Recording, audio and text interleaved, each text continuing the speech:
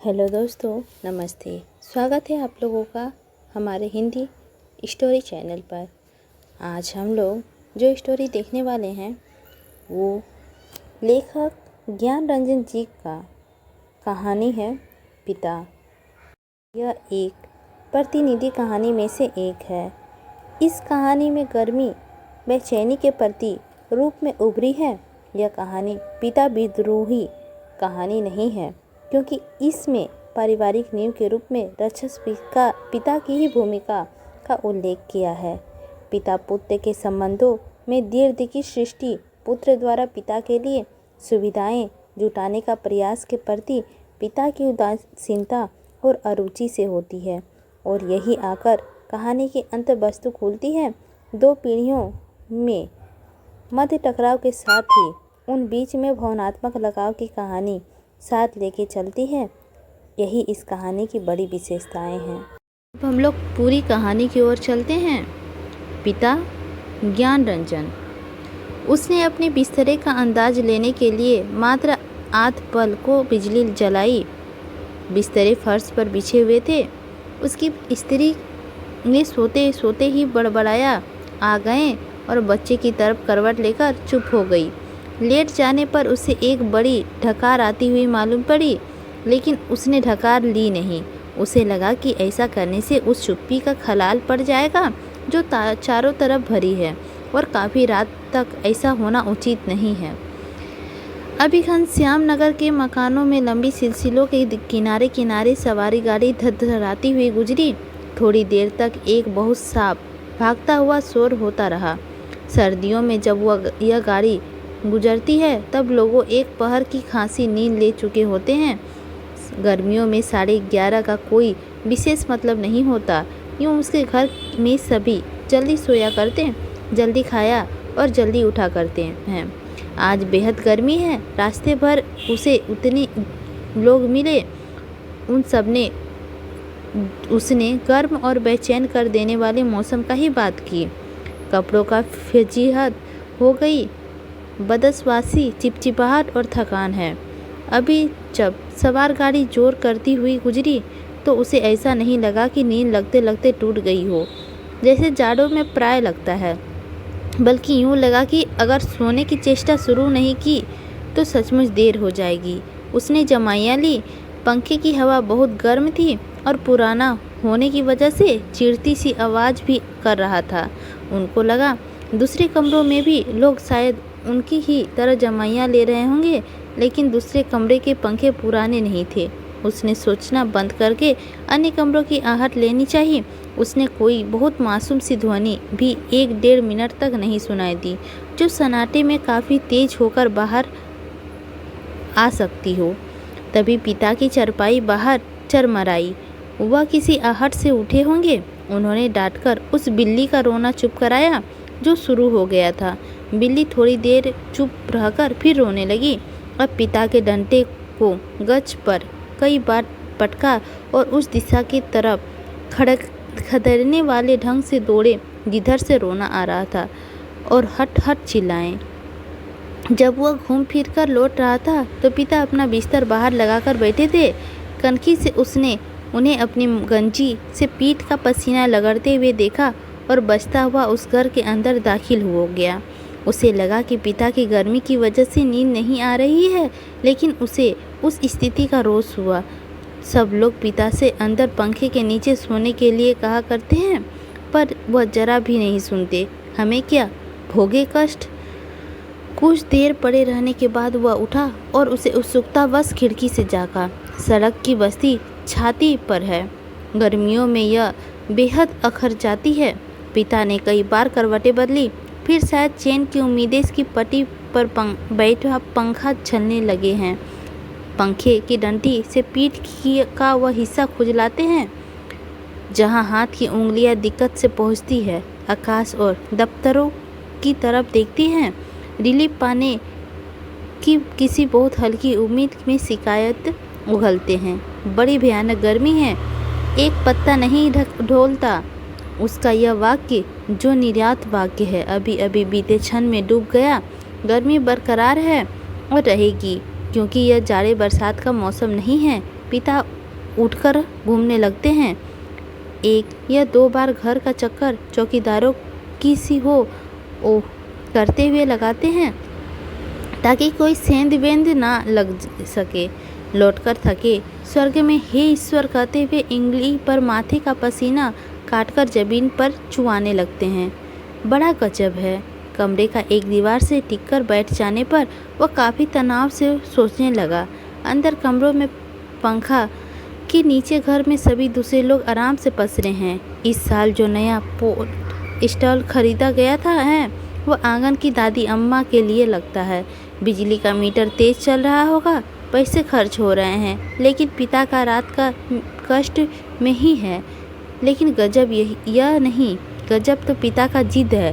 वह दूसरों के आग्रह अनुरोध माने तब ना। पता नहीं क्यों पिता जीवन की अनिवार्य सुविधाओं से भी चिढ़ते हैं। वह छिलछलाने लगा। चौक कर आते वक्त 4 आने की जगह 3 आने और 3 आने की में तैयार होने पर 2 आने में चलने वाले रिक्शे के लिए पिता घंटे घंटे खड़े रहेंगे। धीरे धीरे सबके लिए सुविधाएं जुटाते रहेंगे, लेकिन खुद उसमें नहीं या कम से कम शामिल होंगे। पहले लोग उनकी काफ़ी छिरोरी किया करते थे, अब लोग हार गए हैं, जानने लगे हैं पिता के आगे किसी की चलेगी नहीं।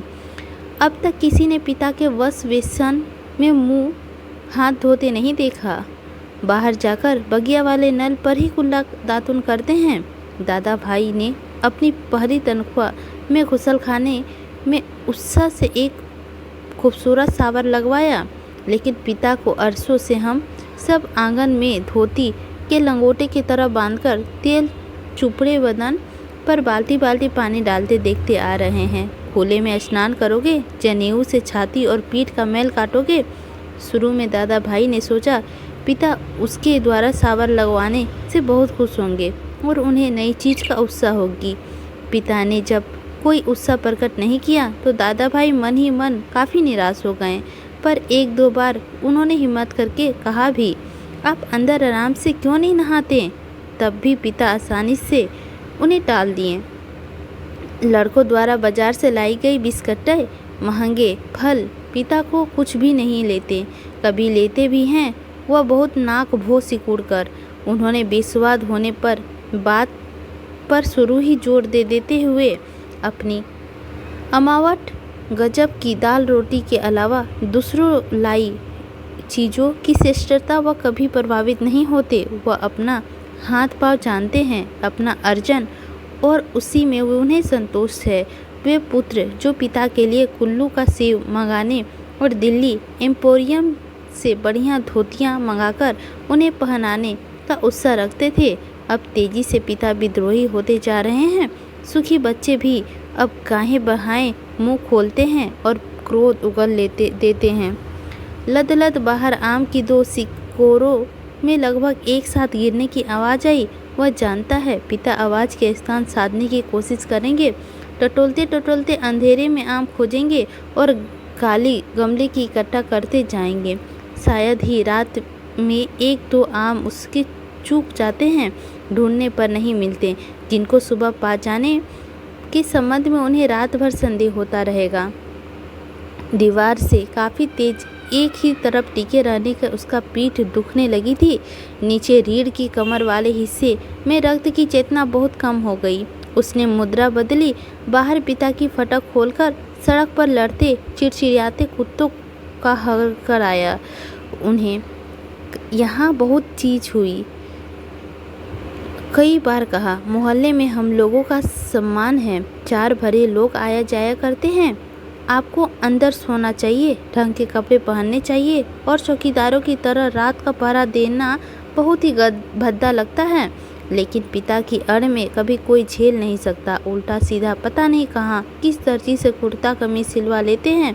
टेढ़ी जेब, सदरी के बटन ऊपर नीचे लगा सभा सोसाइटी में चले जाएंगे। घर भर को बुरा लगता है। लोगों के बोलने पर पिता कह देते हैं, आप लोग जाइए ना भाई, कॉफ़ी हाउस में बैठिए, झूठी वेटनिटी के लिए बेहरा का टिप दीजिए, रहमान के यहाँ ढेर रुपये वाले बाल कटाइए, मुझे क्यों घसीटते हैं। लोगों का बोलना चुटकी भर का धरा रह जाता है।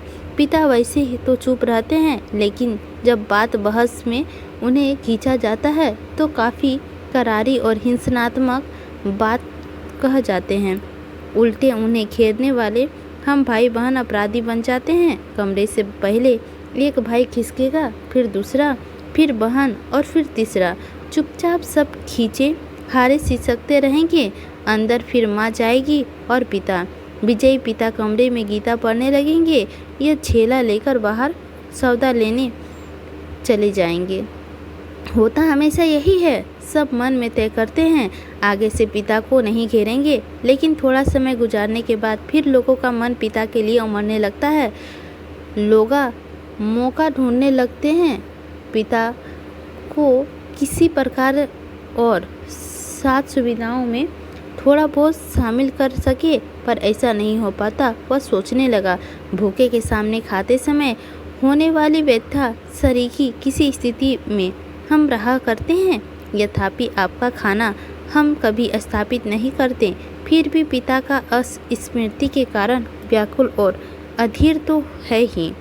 पिता अद्भुत और विचित्र है, वह सोचते हुए उठा। कमरे में घूमते या सिगरेट पी सकने की सुविधा नहीं थी, अन्यथा वह कैसा ही करता। उसने सो जाने की इच्छा की, पर अपने को असहाय पाया। शायद नींद नहीं आ सकेगी, यह ख्याल उसे घबराने वाला लगा। पिता अद्भुत और विचित्र है, यह बात वह भूल नहीं रहा था। पिछले जाड़ों में वह अपने लोभ को कुचलकर मुश्किल एक कोट को तैयार नहीं हुए, लेकिन माँ ने काफ़ी घुड़कने फुड़कने से राजी हो गए और उसी खुद्दाबाद के लिए लिप्टू दर्जी के यहाँ सिलाने चल दिए। सुधीर ने कहा, कपड़ा कीमत है, चलिए एक अच्छी जगह से आपका नाप दिलवा दूँ, वह ठीक सिलेगा, मेरा परिचित भी है। इस बात पर पिता ने काफ़ी हिरायत उगली। वह चीड़ उठे, मैं सबको जानता हूँ, वही म्यूनिसिपल मार्केट में छोटे मोटे दर्जियाँ से काम कराते और अपना लेबल लगा लेते। साहब लोग, मैंने कलकत्ते में हॉल इंटरसन के सिले कोट पहने हैं अपने ज़माने में, जिनके यहाँ अच्छे खासे यूरोपियन लोग कपड़े सिलवाते थे। ये फैशन वैसन जिसके आगे आप लोग चक्कर लगाया करते हैं, उसके आगे पाँव की धूल है। मुझे व्यर्थ पैसा नहीं खर्च करना है। कितना परस्पर विरोधी तर्क किया पिता ने। ऐसा वह अपनी जीत का सर्वोपरि रखने के लिए किया करते हैं। फिर सुधीर ने भी कपड़ा छोड़ दिया, जहाँ चाहिए सिलवाइए या भाड़ में झोंक आइए, हमें क्या। वह धीमे धीमे बुदबुदाया, हे पिता। बाहर अकबकाकर उठ पड़े। शायद थोड़ी देर पहले जो आम के बगीचे में गिरा था, उनकी आवाज़ जैसे अब सुनाई पड़ी हो।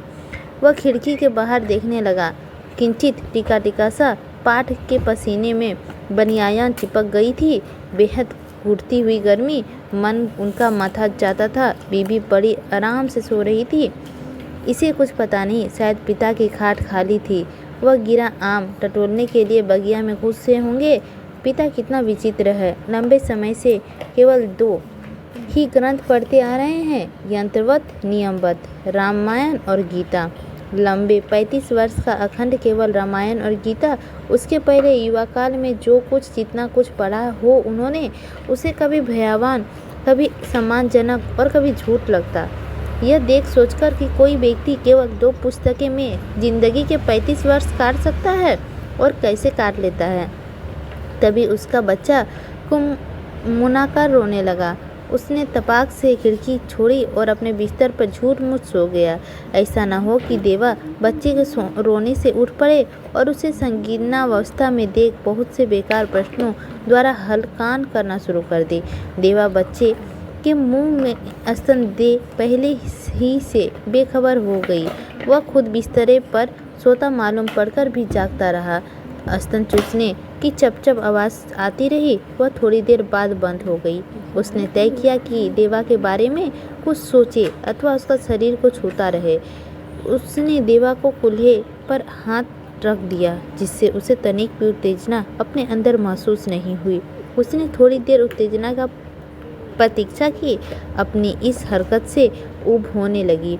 वह मन भी लांछित करने लगा। बाहर पिता या जाग रहे हैं, जैसा भी हो वह बड़े ज़बरदस्त है। इस समय बाहर रहकर बाहरी होते जा रहे हैं। घर की अनरूठे हिस्से में लोग आराम से या कम आराम से किसी तरह सो तो गए होंगे। वह बातग्रस्त हुआ और अनुभव करने लगा, हमारे समाज में बड़े बूढ़े लोग जैसे बहू बेटियों के निजी जीवन का स्वतंत्र रखने देने के लिए अपना अधिकार समय बाहर व्यतीत किया करते हैं। क्या पिता ने भी वैसा ही करना ही नहीं शुरू कर दिया है? उसे पिता के बूढ़ेपन का ख्याल आने का सिहरन हुई। फिर उसने दृढ़ता से सोचा, पिता अभी बूढ़े नहीं हुए हैं, उन्हें प्रतिक्षण हमारे साथ साथ जीवित रहना चाहिए। भरसक पुरानी जीवन व्यथा कितनी कठोर थी, जिसके मानसिक में एक खिंचाव आ गया। विवाद सर्वोपरि था। उसे आंखों में हल्का जल लगने लगा। अगर कोई शीत युद्ध ना होता पिता और पुत्रों के बीच, तो वह उन्हें जबरन खींच के नीचे लाकर सुला देता। लेकिन उसे लगा कि उसका युवापन एक प्रतिष्ठा की जीत कहीं चुराए बैठा है। वह इस प्रतिष्ठा के आगे कभी बहुत मजबूर, कभी बहुत कमज़ोर होता जाता है और उसे भुगत भी रहा है। कभी मजबूर हो जाता है तो कभी भुगत भी रहा है। दरअसल उसका जी अक्सर चिल्ला उठने को हुआ है, पिता तुम हमारे निर्देश करते हो, तुम ढोंगी हो, अहंकारी, ब्रज अहंकारी। लेकिन वह कभी चिल्लाया नहीं। उसका चिल्ला सहना मुमकिन भी नहीं था। वह अनुभव करता था उसके सामने जिंदगी पड़ी है और पिता पर इस तरह चिल्लाने में उसका नुकसान हो सकता है। उनको लगा पिता लगातार विजयी है, कठोर है, तो क्या उन्होंने पुत्रों के सामने अपने को कभी परासा नहीं? लगता है दीवारों पर भी पसीना चूहा आया है। खुद को छुरा भोंद देने या दीवार पर सिर टकराने या सोती बीवी के साथ पाशविक हो जाने का ढोंग सोचने के बाद भी गर्मी की बेचैनी नहीं कटी। उसकी ईश्वर को बुदबुदाना चाहा, लेकिन वैसा नहीं किया। केवल हल्के हल्के हाथ के पंजों से सिर के बालों को दबोचकर वह रह गया। गर्मी के मौसम में कहीं अधिक प्रबल पिता है। उसके सामने एक घटना मजबूती से टांग गई।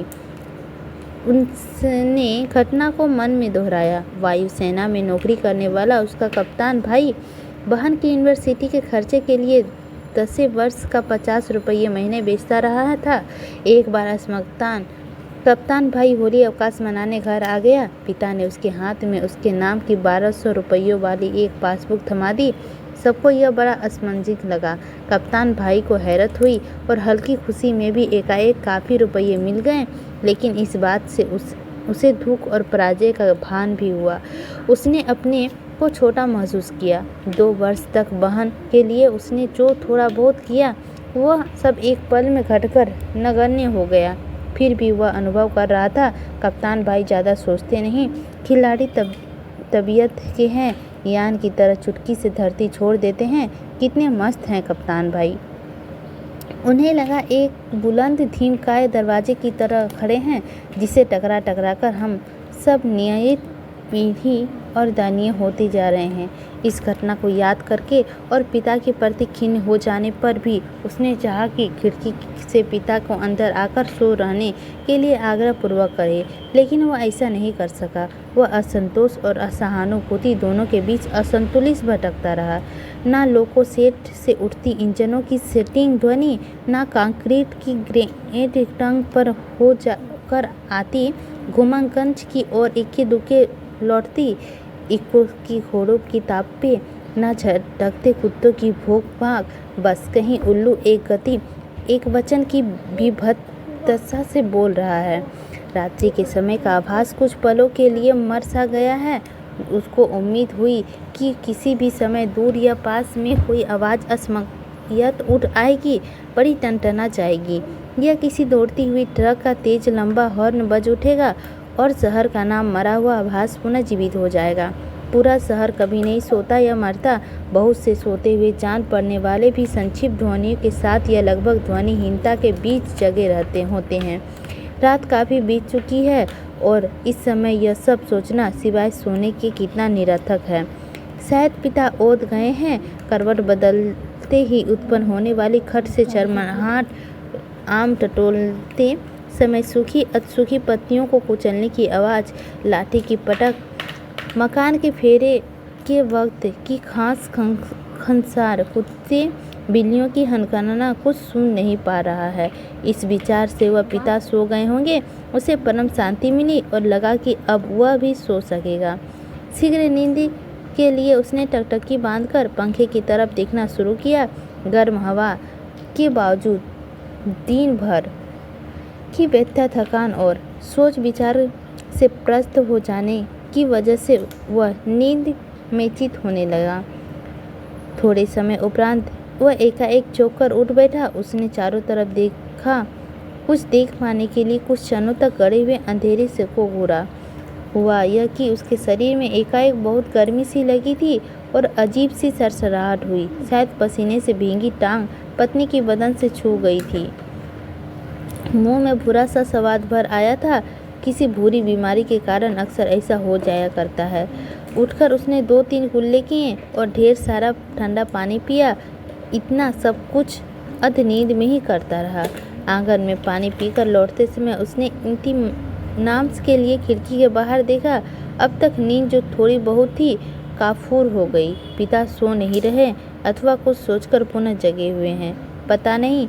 अभी भी उन्होंने हे राम तू ही सहारा है कहकर जमाई ली है, ऐसा उन्होंने कोई दबकर नहीं किया। रात के लिहाज से काफ़ी शोर उठाते कहा है। शायद इनमें नाम है कि घर के सभी लोग निश्चित रूप से सो रहे हैं। पिता का अपना बिस्तरा गोल मटोर खाट के एक सिरे पर रख लिया है और वहीं सुलहरी की प्याले के पानी लेकर अपनी खटिया की बांध तर कर रहे हैं। सुराही की खाट तक और खाट से सुराही तक बार बार आते जाते हैं। बहुत बार ऐसा करने पर खाट की बात तर हुआ है। इसके बाद उन्होंने पानी पिया और पुनः एक बड़ी आवाज़दार जमाई के साथ लपटे हुए बिस्तर की सिरहाना बना नखड़ी खटिया पर लेट गए। तड़का होने में पता नहीं कितनी देर है। थोड़ी देर बाद पंखा जमीन पर गिरकर उनका दायां हाथ खटिया की पाटी से झूलने लगा। चारों तरफ धूमिल चांदनी फैली लगी है। सुबह जो दूर है के भर में पश्चिम दिशा के पूर्व की कौवे काँव काँव करते उठे। वह खिड़की से हटकर बिस्तरे आ गया। अंदर हवा वैसी ही लू की तरह गर्म है। दूसरे कमरे सतमत है। पता नहीं बाहर भी उमस और बेचैनी होगा। वह जागते हुए सोचने लगा, अब पिता निश्चित रूप से सो गए हैं शायद। इसी के साथ हमारा यह कहानी समाप्त होता है। पिता कहानी जो ज्ञान रंजन जी द्वारा रचित है। तो आप लोगों को यह स्टोरी मेरे वाचन द्वारा कैसी लगी? आई होप अच्छी लगी होगी तो लाइक कीजिएगा। चैनल पर नए होंगे तो सब्सक्राइब कीजिएगा। यदि आप लोगों को लग रहा होगा किसी के साथ शेयर करना तो बेहिचक किसी के साथ शेयर कर सकते हैं और कमेंट करके हमें बता सकते हैं कि मेरी आवाज़ आप लोगों को कैसी लगती है।